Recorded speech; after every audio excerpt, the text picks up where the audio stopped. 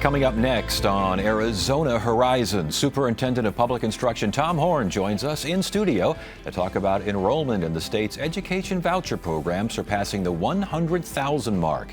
Also tonight, the political impact of a candidate from the Arizona Independent Party in the governor's race. And a new medical device is being called a personal guardian for your heart. Those stories and more next on Arizona Horizon.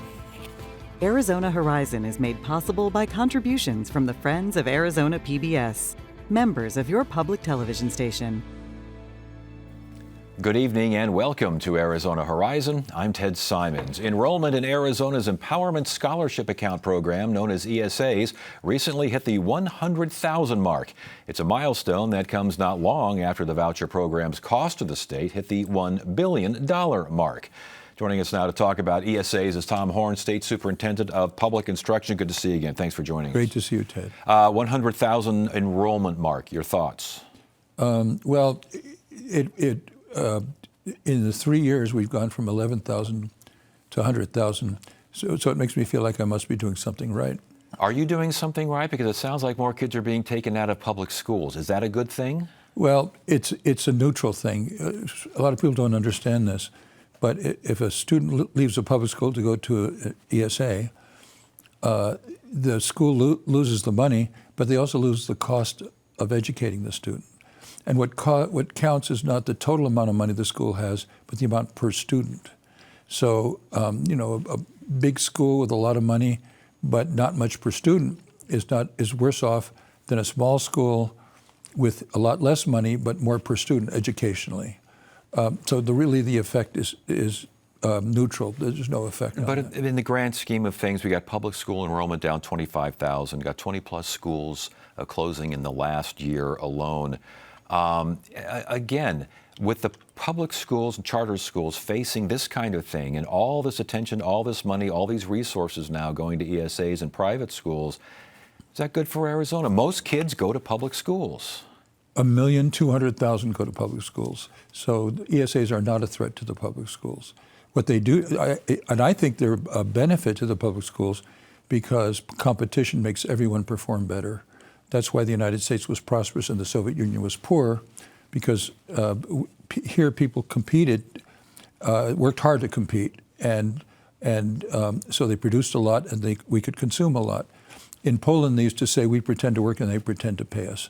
So a government monopoly is not the way to get the best work out of people. Competition is. And yet, and I know you had the formula there as far as it's a wash in some way, shape, or form regarding finances, but if the cost is an estimated $1 billion plus right now, is it better not to redirect some of those funds, many of those funds, most of those funds to public and charter schools? The funding is done on a per pupil basis. So the public schools, the total cost of a student in public schools, if you include all sources, including local taxes, is $13,000 per student.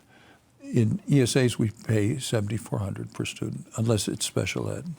Right. I get, but again, the idea that there's $1 billion there that could be used for X, but it's being used for Y. Yeah, but then they would have to educate all those people. If ESA closed down tomorrow, if the governor had her way, and ESA closed down, all those students went to public school, it would create a crisis, and the state budget would go up. Are you saying that regarding ESAs in general? Then it sounds like you think that it's the more the merrier, the better for the state. Are reforms to ESAs? I'm not saying the more the merrier. What I'm saying is it doesn't matter. What's important is that if a family feels that their child's needs are not being met in a local public school, they should have a choice to find a school that does meet the child's needs. That's the only thing that's really important. But some of those kids, even with this support from ESAs, they still can't afford a lot of private schools around town. Then they won't go to those private schools. Well, but is that fair? Is that right? When you have people that can afford and people that can't afford? Well, that's an old thing. You know, rich people could go to private schools and poor people couldn't. Yeah, but now rich people can also go to private schools and get. You know what I'm saying? You can get money for it as well with the ES. I want to get back. So now you don't have to have money to go to a private school. That's what the ESA is all about. and it's cost us less than if the student is in public school. So I don't see where there's a problem. Okay. But again, if the average is 7,000 and the school wants 14, and you're a lower income family, you got some working out to do to figure out how to get that done.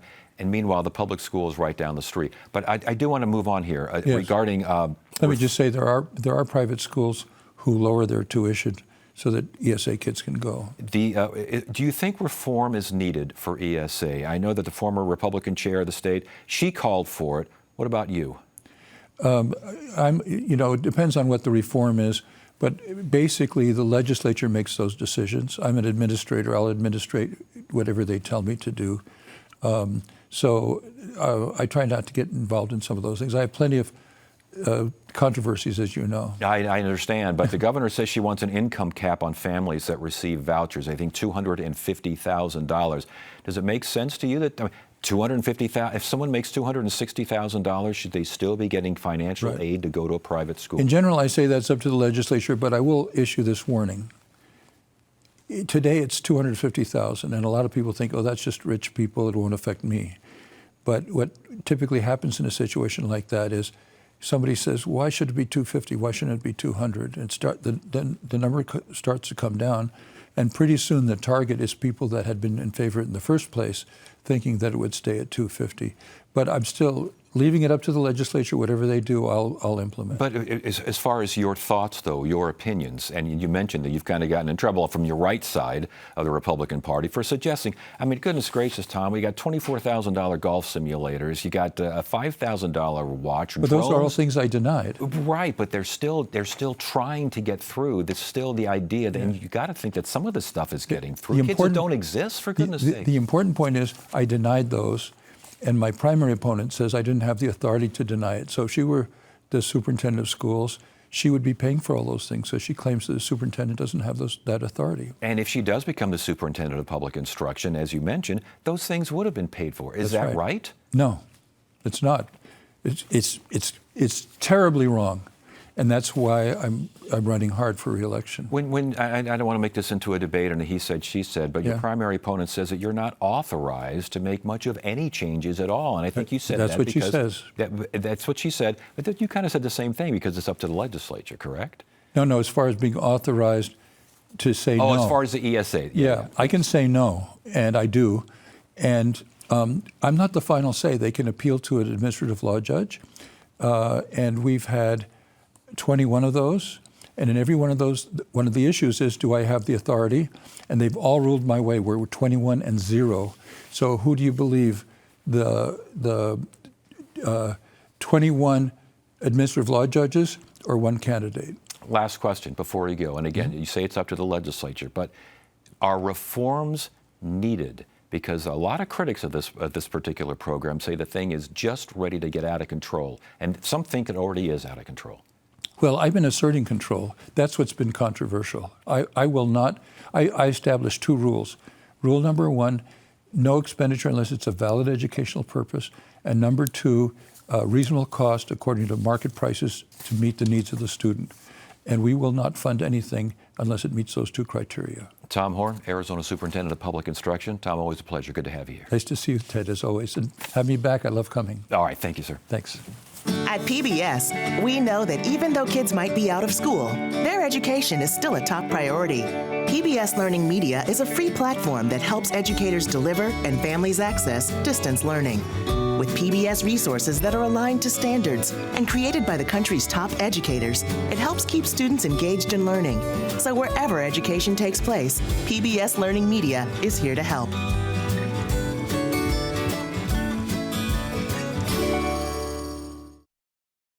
Season 13 of Check Please Arizona is right around the corner. Wait, who are you? I'm Kristen Keogh, the new host of Trail Mix. Didn't you hear? Trail Mix, I love that show, but something's off here. That's better. Watch a full hour of local Arizona PBS programming on February 5th. Your Arizona connection starts here.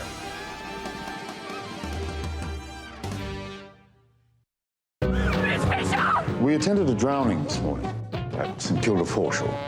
The girl was a friend of your granddaughter's, one of the flower maidens. Was it an accident? If you were the last person to see or speak with Kitty before she died, the police will keep on questioning you until they get somewhere. I hope you're not concealing a dangerous weapon under that skirt. I'm concealing a lot of things. That's what a lady does. Saturday night at 9 on Arizona PBS. Health industry executive Hugh Lytle recently announced his candidacy for governor. Lytle will run as the first ever statewide candidate from the newly labeled Arizona Independent Party, which could take votes from Republican and especially Democratic candidates, in this case, Governor Hobbs. To learn more, we welcome Stacey Pearson. She's a partner at Lumen Strategies. Stacey, good to see you again. Thanks for being here. Thanks for having me. All right, Hugh Lytle, your thoughts on his candidacy, your thoughts on the Arizona Independent Party, AIP. Well, if that's its current name, right? It started as no labels, which I find ironic because that in and of itself is a label, claiming you have no label as a label. But I really want to focus on the fact that independent candidates and self-funded candidates simply don't do well in Arizona. People who try to buy elected positions, Arizonans see right through. That being said, when you have a third-party candidate and someone that would get some recognition, just the name Arizona Independent Party would suggest some recognition here. I'm old enough, Stacey, to remember what happened when we had a third-party candidate named Bill Schultz who got into the race with Carolyn Warner and Evan Mecham, and what do you know? Governor Mecham was the result. Indeed. What I will find most interesting is the national tone and tenor and who that independent candidate's really going to draw votes from. Right now, Democrats are coalescing. We just saw this over the weekend in Texas. Democrats are coalescing and putting their money where their mouths are and voting, turning out, getting back to the grassroots efforts, getting back to the issues that matter, talking about the economy. And so certainly I think in this case, we're going to have more of an issue with the Republicans and an independent candidate taking away from that MAGA base. This Hugh Lytle, he says he wants to bridge the partisan divide. He says the two parties are trapped in a fight that never ends. Does he got a point there? It's cute. I love his optimism.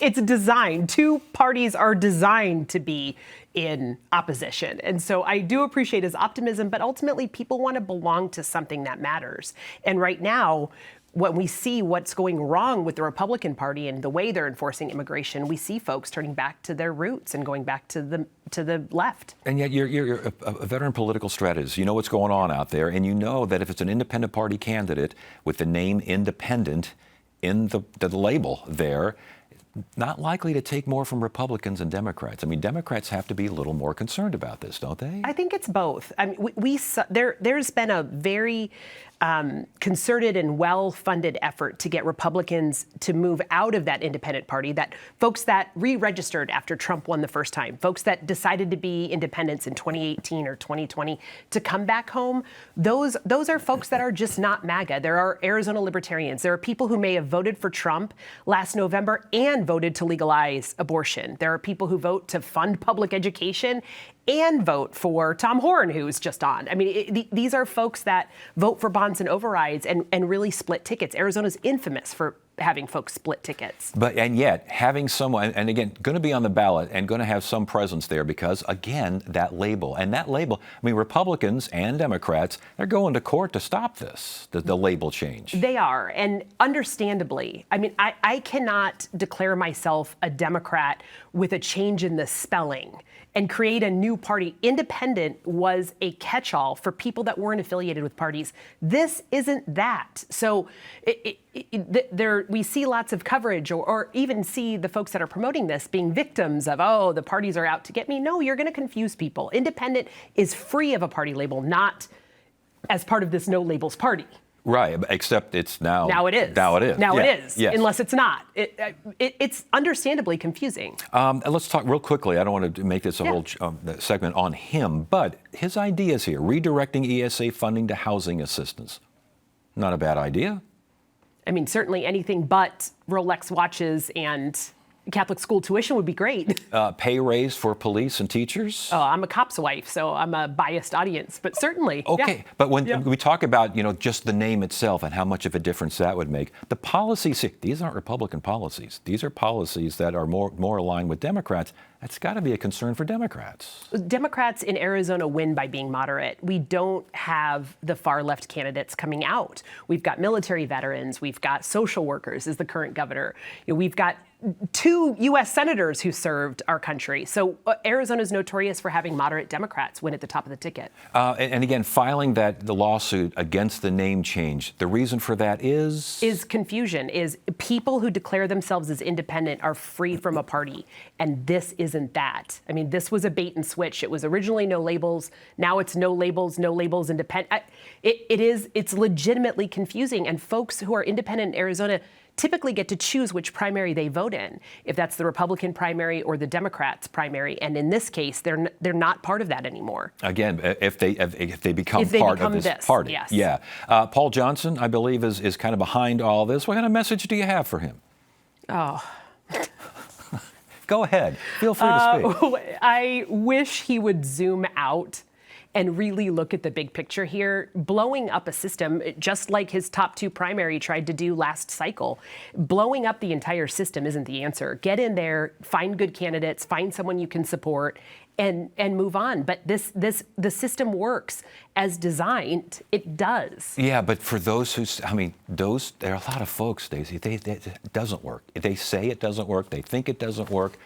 What's your message to them? That hurts my heart. I mean, there are good people fighting the good fight every single day, be it to fund education or to provide law enforcement pay raises. We're seeing additional corrections budget be spent by a Democrat in the governor's office. I mean, there are big problems that we can solve if we just stopped screaming or try to blow up the system. Stacey Pearson's partner there, Lumen Strategies, talking about the AIP party. We're calling it, should we call it the APE? We're calling it the APE? I don't think I'm allowed to say what I'd like to call it on the air. Thanks for joining us. Thank you.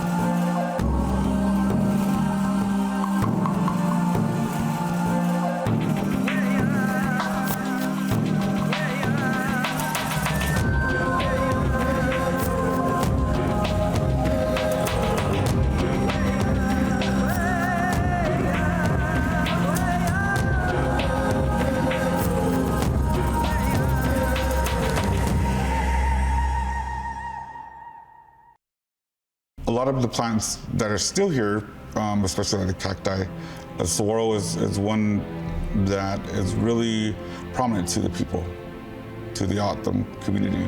We have a lot of respect for the saguaro itself, or the hashan as we call it. It also provides us with the fruit, and it also provides us with materials for our houses, our ramadas or watos. In the summertime when the fruit is ready to be harvested, it's what we call our new year. And it's to reflect on everything in the past year, but also to look forward into the coming year to what's coming up. And at this time, they would do certain ceremonies, whether in different communities or just within families. They would sing traditional songs to bring the rain. Because you live in the desert, we need the water, again, to survive.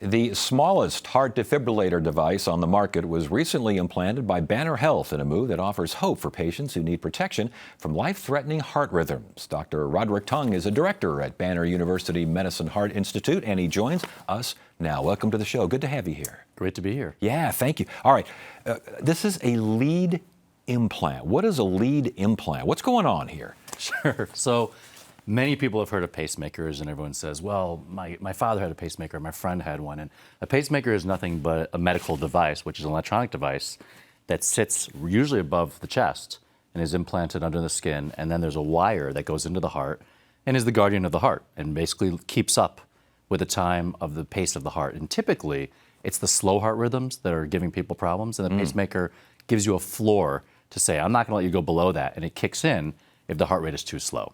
Okay, but this now, it seems like the focus of this one is maybe other dangerous rhythms as well? When then in the world of heart rhythm disorders or arrhythmias, you also have defibrillators. And defibrillators are the ones that allow a significant amount of voltage or charge to be able to rescue a patient and give a life-saving shock. We all saw Damar Hamlin go down on the field with a Bills game where you needed immediate defibrillation. Bronny James went down at USC. So this is a big deal when athletes have cardiac arrest. Well, cardiac arrest is the #1 leading cause of death in America. So this is the ability to be able to have a device that protects you from a life-threatening arrhythmia, but also gives you the ability to use a pacemaker function. So it's an all-in-one combined, first ever, that's the most miniaturized version we've ever seen. And when we say miniaturized, how miniaturized? Well, the typical lead or the cable can be anywhere between 7 and 12 French, which means nothing to your viewers. But this is about 4.5, which is half the size. So it's a very thin wire that goes across. And typically, you would need 2 wires to do the job. This only needs 1, and it's half the size. So kind of like when iPhone came out, it's like, wow, it's a computer and a camera? Yeah. Amazing. And that's what's finally here in medical technology. And why is it important to be so small? I understand being small, but being so small, why is that a big deal? Well, anytime you implant a medical device, the body shouldn't accept it, right? It's a foreign body. And what you don't want is these wires that are going through the veins and they can block off the blood vessels, which is called a thrombosis or a clot. It also increases the risk of infection. And when you put wires across into the heart chambers, they actually cross the heart valves, and these valves want to close and open in its own way, but sometimes these leads keep them open, called regurgitation, and it actually creates heart valve problems in up to 20 or 30% of patients. Wow, but this would alleviate that. It would, because of its size and needing 1 less lead. So that's what's been exciting, and this has been a tremendous partnership with Medtronic, which are the people that came out with this first ever device. And I want to get back to the dangerous rhythms aspect here, because we've all had our hearts skip a beat and we all kind of, well, hey, what's going on there? That sort of thing. But this is when literally, the heart stops? Correct. The heart can stop from a slow rhythm, but it can actually stop from a very rapid, life-threatening, fatal rhythm called ventricular fibrillation. And that's why a defibrillator is the reset, where you give the big shock. Yeah. Everyone sees it on TV, the ER, all the drama, clear, shock. What this is paramedics in the chest. And that's what's beautiful for some people that are at high risk for a cardiac arrest. So it monitors. When it sees something wrong, it charges. Exactly. And things get It can back. deliver a shock. It can back you up. It can do all in one through 1 lead. And that's what's beautiful about this. And I would expect that we're going to see this with all the other device companies come through. I was going to say, Banner first in the Western United States to do this, huh? We have a very bold vision at Banner University Medical Center, which is to be one of the top 10 heart programs in the country, in the Valley, because Phoenix has to be known for a place that's a destination for healthcare. And one of the great things is that we've had such successful recruitments from a lot of key opinion leaders and physicians with national reputation, that these relationships that we have, that sometimes these go back 10 or 15 years in development with these companies, they're already in place. Yeah, interesting. I want to get back to the actual device, though. I mean, I know you hear about pacemakers. You got to replace it every so often. You got to replace it. I don't know how often, but it needs to be replaced. 5 to 10 years. Okay. Maybe 15 on a good year. What about this little guy? This little guy should also be somewhere between 10 and 15 years. Battery lives are getting longer and longer. They used to be under 5. We all dream of a day where they're rechargeable. There are a couple new pacemakers that are rechargeable, just like our iPhones or our cell phones. So those days are exciting. It's a brave new world. Yeah, I was going to say, and this is obviously very important for a wide variety of patients. The younger, I would think, especially folks who suffer from this at a younger age. You mentioned Bronny James. You mentioned the Buffalo Bills player. I mean, these things were shocking when they occurred. Absolutely. I mean, pun intended, right? Yes. I mean, these really bring to light the idea of cardiac arrest, which is when someone is just suddenly goes down. There's a loss of tone, and all of a sudden the heart goes into a life-threatening arrhythmia. And that's where you see the AHA, the Heart Rhythm Society, everyone get together with CPR and readiness. And that's why you see, even I do the cardiology for the Suns, and it's about preparedness. It is about understanding if someone goes down and they lose tone, we've got to administer CPR immediately. Yeah. Right? Because time is, every minute is a compromise to the brain function. The procedure of implanting, what's involved? This is actually quite straightforward. It's not an open heart surgery. It's usually a 1 or 2 inch incision just on the skin here. The battery goes underneath it, and then under the collarbone right here, there's a little vein called the subclavian vein, and the wire goes right into the heart. It's only about 1.5 feet away. So then everything can exist right here. There's also implants that are under the lat and other options. But this is not an open heart surgery, so pacemakers are increasingly being done, in under an hour, under just local anesthesia. Wow, and recovery time? A day or two. And, this is not something that people are ambulating an hour after the procedure. Yeah. Well, Dr. Roderick Tung, again, Banner University Medicine Heart Institute, this heart defibrillator, where do you go from here? There's going to be a lot of firsts you're going to see from us in Phoenix. And like we said, there's a brave new world. You think about being born in the 1920s pre-penicillin, and you fast forward to here, and you're thinking about, look at all the advances. We got technology that's happening. We got Bluetooth talking to each other. It's just an exciting time to be in medicine. Doctor, thanks for sharing. Very interesting stuff, very encouraging stuff. Thank you, sir. Thank you. And that is it for now. I'm Ted Simons. Thank you so much for joining us. You have a great evening.